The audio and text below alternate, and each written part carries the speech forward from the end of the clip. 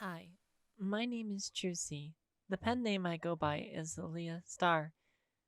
I want to make a small little disclaimer before I talk about the two sexes of the grand scale.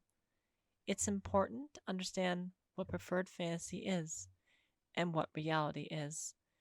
I do not condone to telling you, as an individual, what you are, who you are, of any person, place, origin, species, or sex that does not resonate with you within the confines of this episode here. This episode is not meant to detain you in what you truly see yourself as. It is simply a narration and mythology that advocates a problematic struggle as the grand scale within the confines of its current creation due to the succubus queen's reign. This should all be taken as a fun experience and never truly reflect your world and its values. It is a mythology, a preferred fantasy, where the god and the devil do not lay.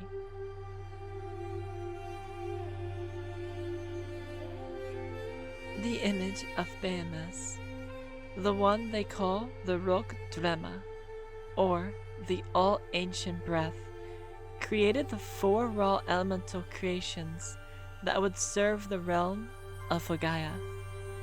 The Dremah, also known as the Dragon Galaxy Gods. In their creation, the raw elemental dragons were forged from a blinding light and the death of Behemoth that thwarted the eldritch horrors of space to the far reaches of the abysmal cosmos scattered across the ether for all time. What arose from the ashes of pure flame are known as the eldritch dragon beings, the Dremah Tiamese, the Dremah of wave and emotions, the all three and the true image of Behemoth in their image, and the mother of all dragons, the cosmetic womb of the universe. Recvius, the Dremah of war and fertility, the dragon who would forever change the image of the universe, and who created man and woman itself, in their belief expanding the life for the ages to come. Litellus, the Dremah of song and storm, the path and destiny of the souls and stories developed by love and conquest, as well as defeat and despair. A new chapter begins, and until the day the moon, the full, lay bare on the soul's engagement, shall not pass into the next. And Matrius, the Dremah of wealth and stability, the dragon of old veins and thorns, who become the very foundation of nature and its protector, the one who would align all things, mend all things, and work within the confines of the universe so that the mortal coil and her fellow Dremah would never cease to exist. These four Dremah, represented within the confines of the first creation, thus born, was a species named the Nehi. Through them, they gave a sex in the image of what is truly the image of Behemoth, Kien and Ko.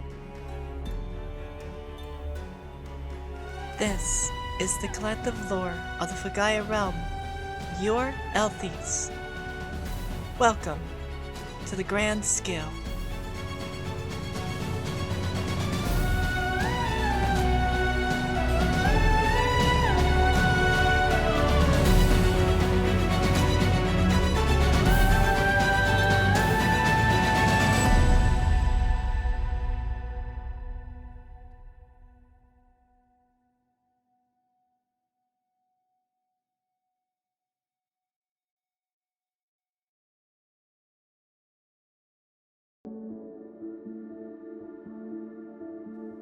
YOR ELTHEIS is part of the Great Yulmeth's tree, the Dremah's tree of life. YOR ELTHEIS, the grand scale, you are placed into the realm of the warrior, the wild veil, the goddess of victory, Iris, in confines to the dragon scale, In doing so, your consent, your soul is bound to her, and you are converged into the image of Behemoth's creation and sex. You become kin, or you become ko. Kin and ko isn't male and female, but you will find some similarities. As in all creation, it's important to understand the reason, and in doing so, your body will be forged into this sex, and is defined by the war and soil of the current succubus queen's blight and reign. YOR ELTHEIS is the realm of the warrior, and due to the queen's intrusion on the grand scale, all souls in this realm were converted thus to kin and ko, and thus all who would come before and after.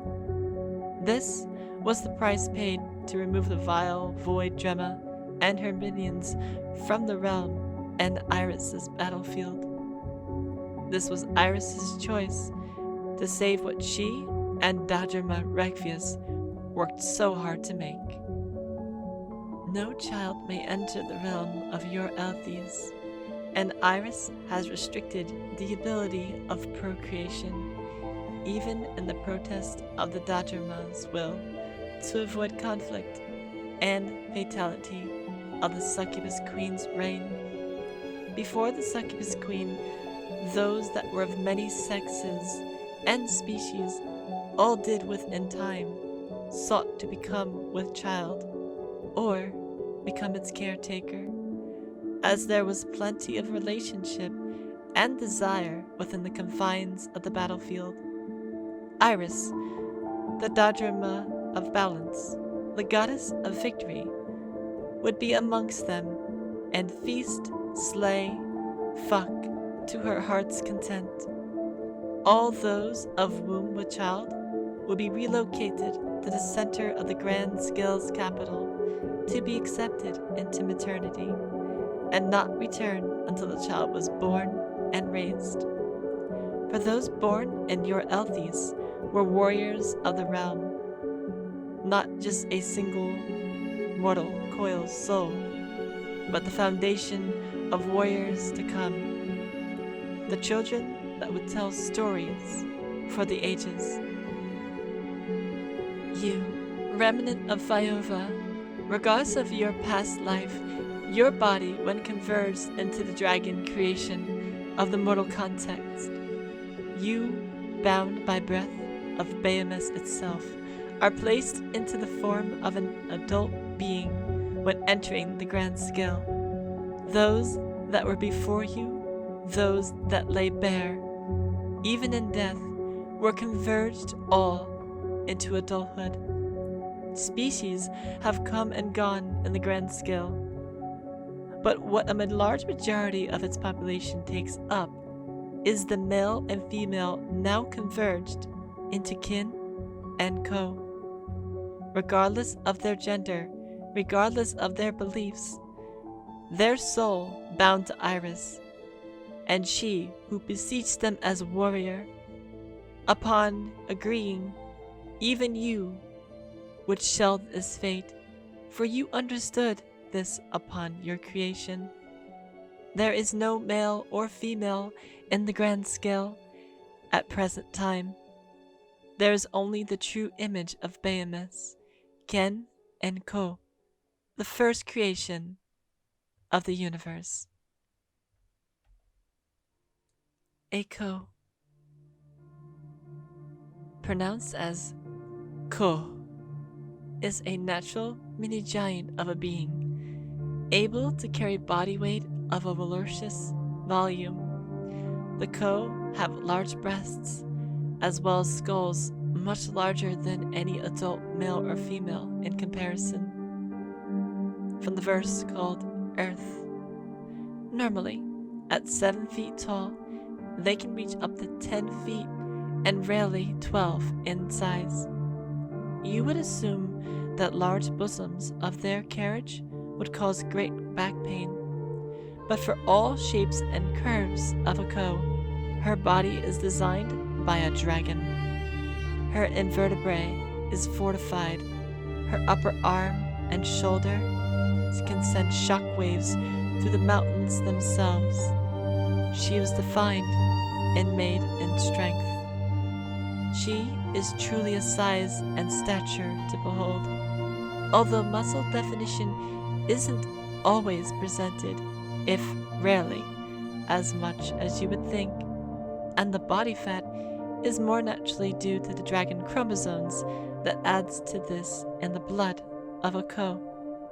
By nature, she is more nurturing, overprotecting, and she alone has within her body a womb-like stomach that to the Dremah would carry their spouse when their spouse was with child.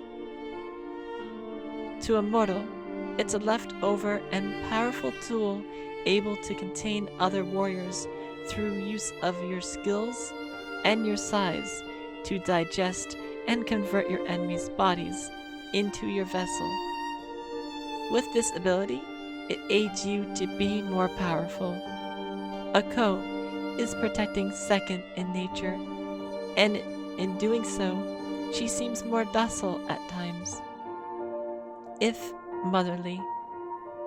A ko can never carry a child, only help create one. A ko will have heat patterns, although they do find themselves less timid in this nature if a kin is present. A kin is their reflective counterpart they desire to nurture. Ko come in various forms, but they all mean the same sex in the eyes of the Dremah. The ko, the term used to define a mortal created within the all three. These vernacular words used to display simply penis, balls, and vagina. The penis is sheathed, always. Hel'Ko, the term used to describe a ko who carries a sheath, penis, and balls, but does not presently have a vagina. She still, however, confined in her body, carries the womb of the dragon ko. This is the image of Requiem. Vel'Ko, the term used to define a ko with a larger vagina, with no extension to a ball or penis, sheathed, presented. Their vagina extends inflated and sticking out, looking a little bit more puffy. This nature of presentation is due to the strong muscles she has in her inner labia that lets her force open her kin partner during sex. Her testicles are inside and presented where a human womb of the first earth, the term fallopian tubes, would be applicable. This is in the image and was aided by Tiamese.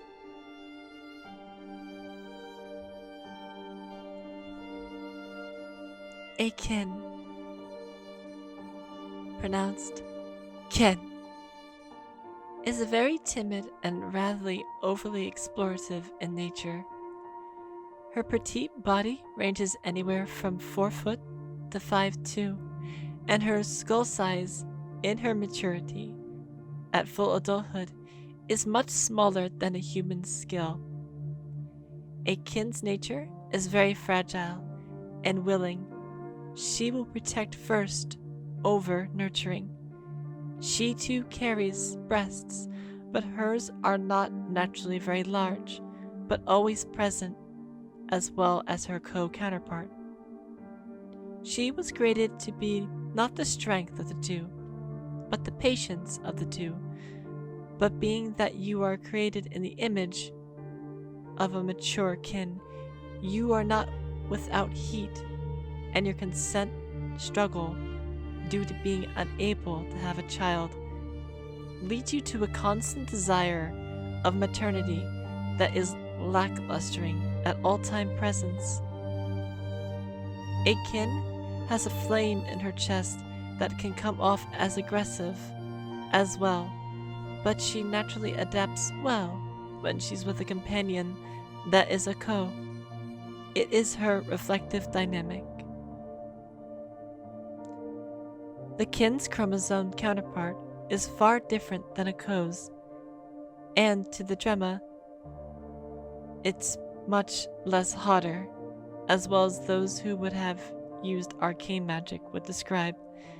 Many places in the grand skill, and the lurking caverns and tight places, are beneficial to a kin, as she can explore areas a ko can't even dare to fit in dream, due to her size and stature. Kin find themselves getting more devoured than actually being the devourer, getting caught up inside of ko and other monsters within the grand skill, inside of their stomachs, and dragging cage wombs. It's the price to pay for being so small, and this is why having a ko is beneficial, if only mutual. A kin, unlike a ko, has only one sex of functionality, similar to a female of the verse Earth. She has a presented vagina, and inside her, before her cervix, is an organ called a Filgia, a small 1-inch pocket that upon climax vibrates or purrs, giving the ko an extra pleasure before reaching the cervix for conception. This naturally opens up for a Vel'Ko's pre-cum. The majority of these sex and dynamics are presented flawless within the confines of the species that enters the realm of Filgia, the realm of the Dremah's children. When entering YOR ELTHEIS, they simply represent. Although size may vary, it is quite consistent. Nehai, the small feline and dog-like beings with animal-like feet, ears, and tails. However, not to backtrace on words, the grand scale ko of the Nehai suffered greatly to only be around the ranges of 5 to 5 to 5 feet. Their cost with the succubus queen put more pressure on them than they could waver. The Cetarians, the bovinic and always hoofed beings that are stronger than most. Filian, the species with keen eyes and bunny rabbit ears, engaging and always learning many combat and techniques, able to master them before most. The Pasari, the feathery avians of knowledge who desire to learn the impossible as in a new form of flight itself. And finally, Daisean, the Lamia-like beings who only benefit in the grand skill as the masters of devour and their cunning hunting skills to aid them in doing so. As for the humans of the plains they attain to and colorate upon the iris's battlefield, they have the utmost desire to define what they feel is their true calling as kin and ko. However, always presented with breasts, their bodies may differ to their choosing, for a human is truly a defiant species. Some humans do hold true to the definition of kin and ko, the true, and have no iron and weight to the dragon's creation. It is true that you, remnant of Phiova, may have some inclination of desire to disagree with what is spoken of within the confines of this text. But if you are a remnant of the goddess of victory, you have already chosen to accept your destiny. So, what will you choose? Kin or ko, remnant of Phiova?